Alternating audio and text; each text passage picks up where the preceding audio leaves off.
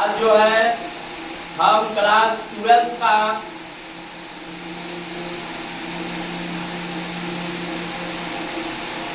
Chapter 1 Indian civilisation and culture chapter लेकर आए हुए हैं।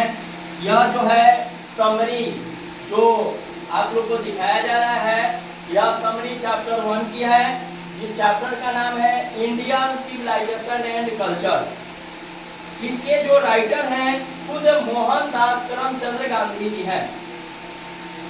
इस चैप्टर को शुरू करने से पहले मैं बता दूं कि इसमें गांधी जी ने बताया है कि हमारी जो भारतीय सभ्यता है यह पश्चिमी सभ्यता से बेहतर है।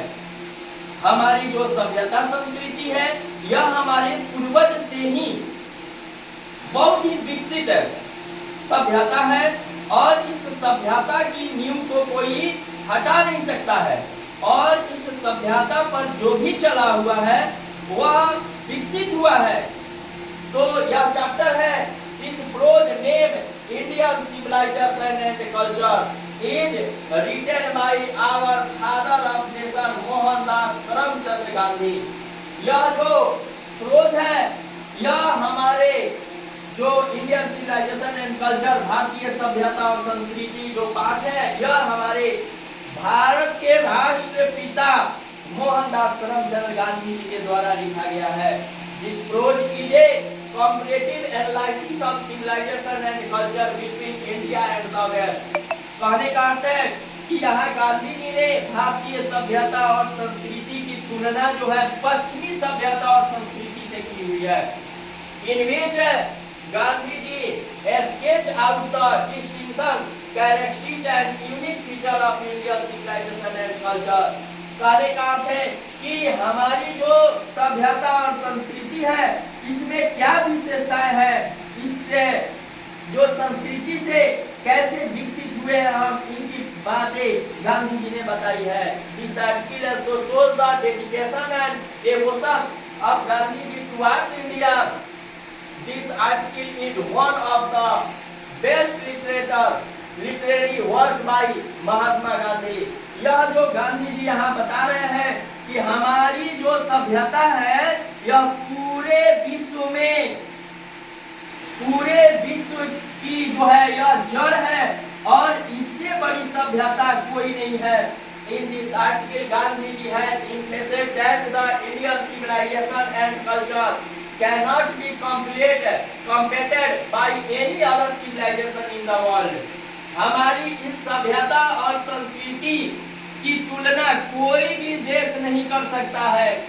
Because its foundation is based on morality and restriction of human rights। Gandhi ji also points out that it criticism put the charge against it that Indian civilization is a civilization of ignorant and uncivilized people because they do not accept any change, but Gandhi ji thinks it differently।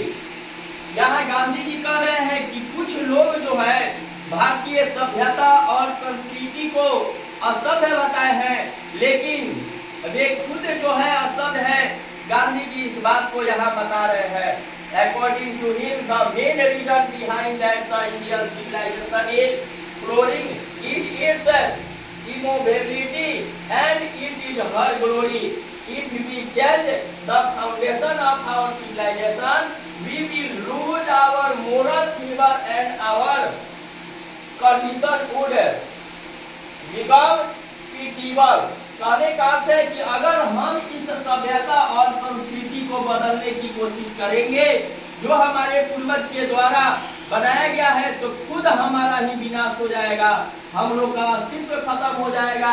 It is useless to compare the merit of India civilisation with western civilisation because both suited to its own respective aspects। Western civilisation is based on the indefinite multiplicity of human wants, however Indian civilization based on restricting of those wants।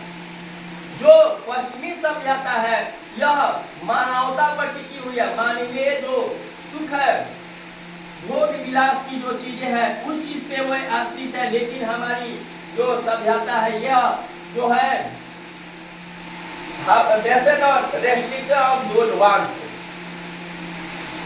इसका conclusion है there is no doubt that Indian civilisation is one of the best civilisation in the world. इसमें कोई भी शक नहीं है कि हमारी जो सभ्यता है यह किसी से कम है और ये जो है सबसे महान सभ्यता है। So it is a responsibility of every Indian to cling the old Indian civilisation even as a child cling to the mother breast. जिस प्रकार एक बच्चा जो है माँ की छाती से जुड़ा हुआ रहता है, उसी तरह हम लोग का ये फर्ज है, हम लोग का जो हम अपने पूर्वजों की जो सभ्यता संस्कृति है उसको अपने सीने से लगा कर रखें। तो यही हम लोग का चैप्टर है। एक बार जूम करके इसको दिखा दीजिए कि बच्चे जो है अगर नोट्स करना चाहे तो इसको नोट कर सकते हैं एक एक लाइन से सर।